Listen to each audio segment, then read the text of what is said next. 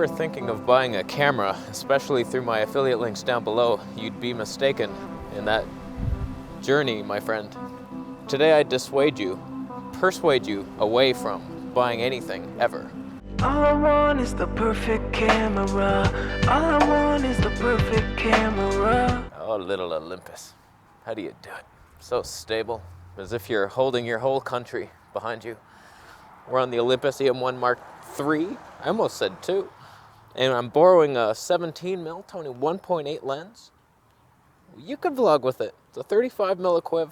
We're doing it. So today I figure we talk about each camera company's weak point. They all have their flaws.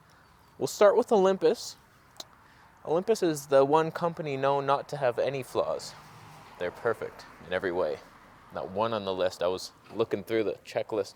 There was nothing to even write down. You got it. We all know that's a batshit crazy lie. Olympus has problems, but best stab in the business, amazing, reliable autofocus, great colors. You almost can't go wrong, but you really can. Auto white balance. It jumps. It jumps around weird sometimes. You raise a hand and change the shot. It like goes from warm to cool, like very fast and jumpy. There's no way to change how smooth it goes. What the flying? There's no exposure tools. I mean, thankfully, Olympus does a good job on all this stuff on its own, kind of. But like, there's no zebras. If I want to manually do it, I have to judge by the screen. And the screen's always a lie. There is a histogram. I could learn to use that.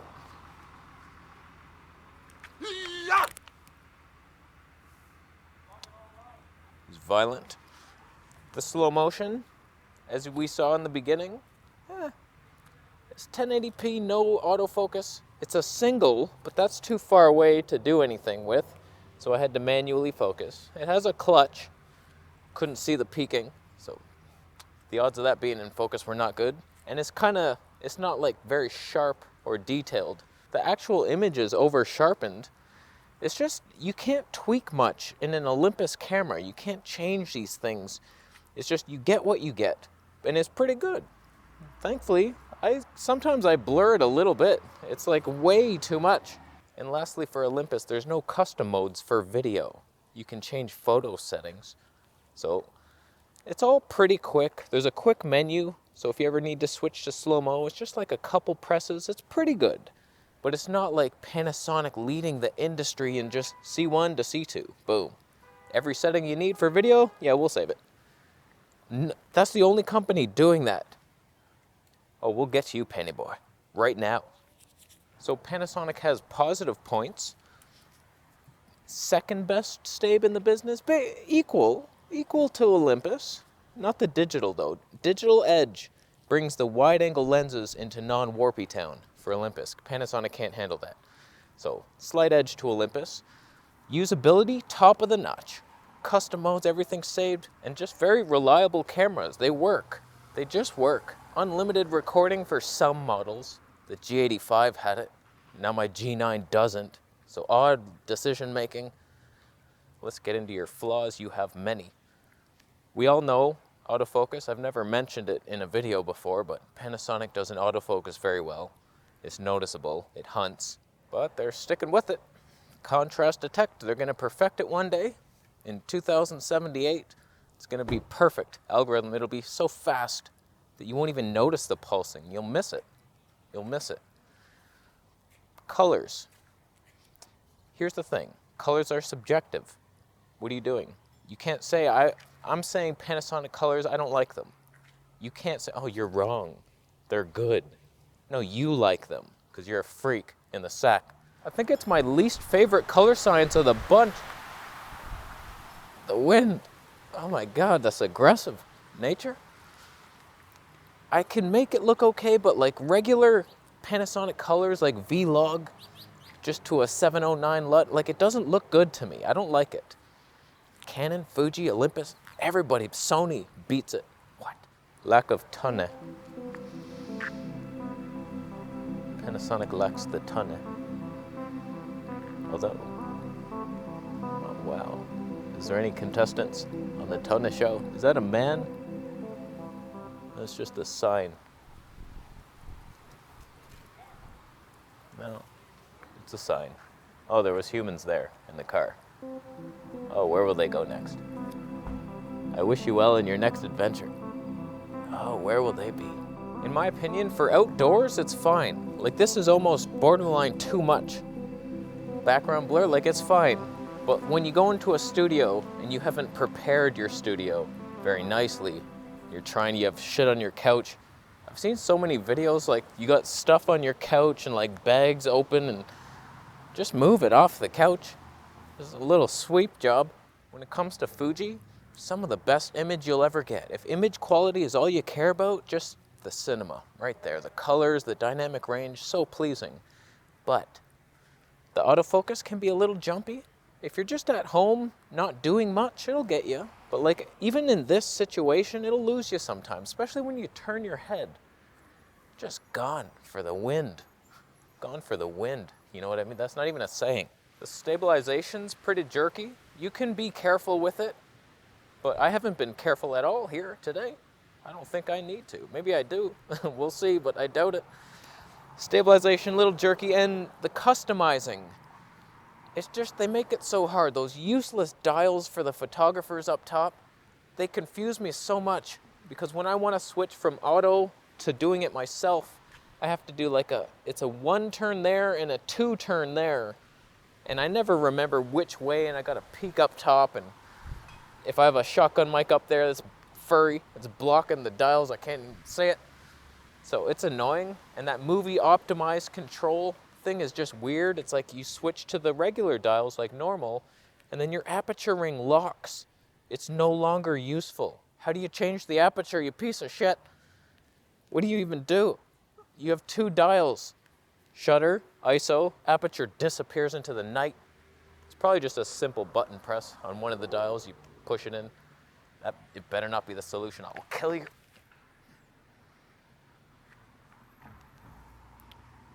Lenses. They're jumpy and weird. Loud, annoying little grinding motors. They invented the grinding motor. How did that even sound good on paper? It's like, let's grind metal inside the lens to create friction and use magnets, hobo. This sound is annoying me. It's a scooter, not even electric. Where will you go, Tona scooter boy? Who will you visit? Are you gonna visit your grandma? Will she make you? Oh, he got hit by a car. Oh, when it comes to Sony, just leading the industry in technology. If you're a robot and you appreciate other technology and other devices, you're gonna love this. Best specs in the business. Honestly, like the best class-leading autofocus. Stabe. That FedEx truck is following me around. Oh God, why did I choose this street? But if you think you're just gonna get a Sony camera, all your problems are gonna go away, you're creating new ones that you didn't even know about. First one, color. They're growing on me.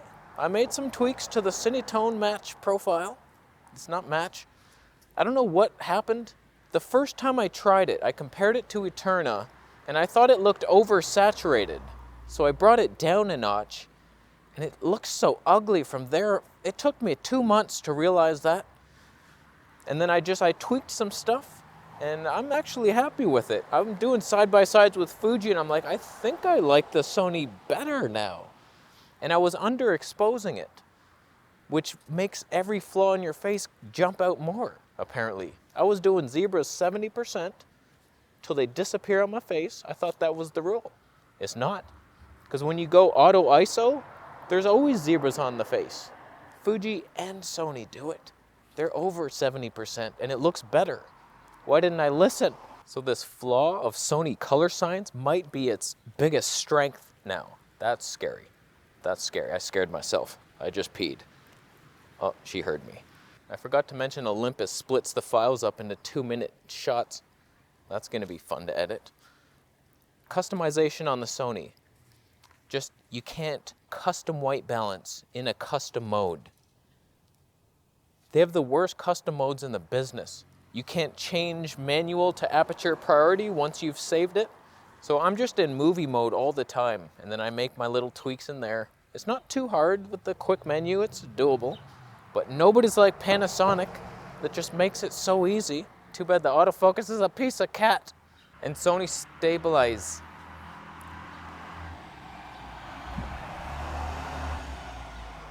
You saw it go that way. It lapped, came back around. It knew that I liked audio. Oh. Sony Stab. Even with its active Stab, it's usable now, but it's still not good. It's pretty good for full frame, not bad. It's probably class trailing. One of its main flaws is how expensive it is. The whole system, all its lenses, the GM lenses especially, forget those things. I just saw Amazon warehouse GM 16 to 35. I was like, whoa, $2,400 plus tax. That's barely cheaper than it was now. Way too much. Though thankfully the 1.8 primes are decent. 35mm 1.8 is like $690 used, not bad. And the 20mm is pretty cheap. And the body. I boycott Mancada. Last flaw for Sony, they're too detailed for their own good. I don't know how they brought out all that detail in the 12 megapixel piece of shit. It's so sharp. It's too sharp, but it's doable.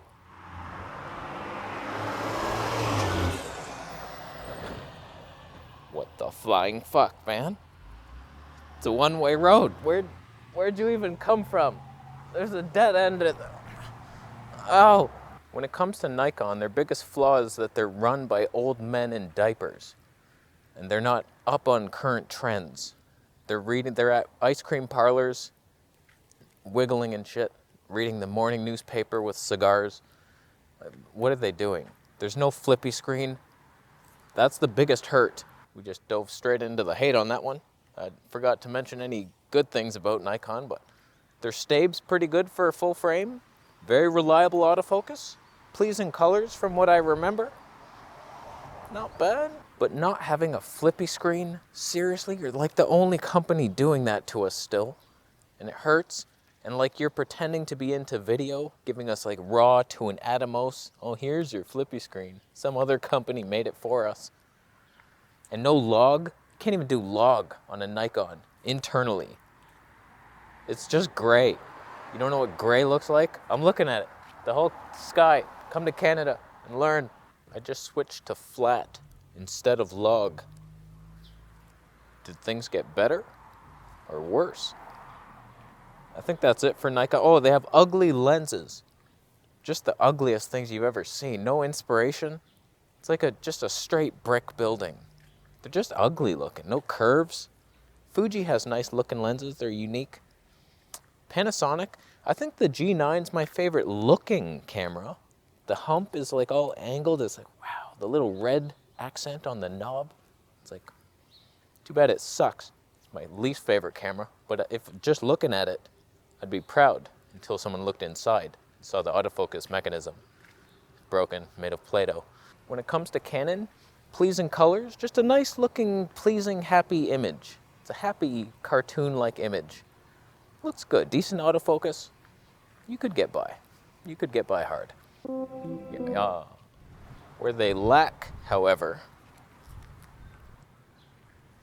it's on the other side. They're expensive. Giant leaping tiers of expense. Unbelievable. Even their M6 was over $1,000. That thing, the ZV-1 killed it.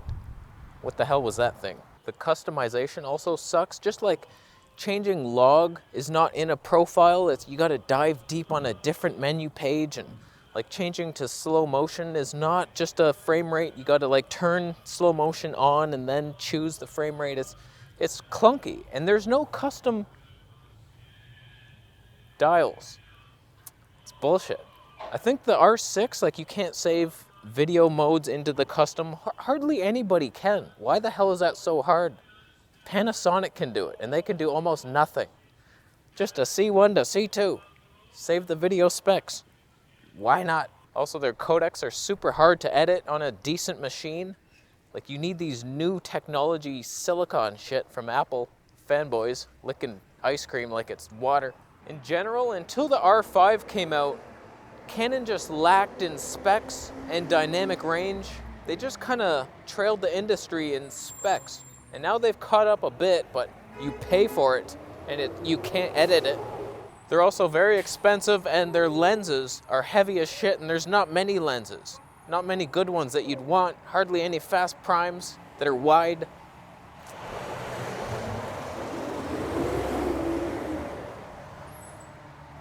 The only interesting lenses for that system are the 35mm and 50 1.8s. And they both are probably shit. They focus breathe like crazy. It hurts.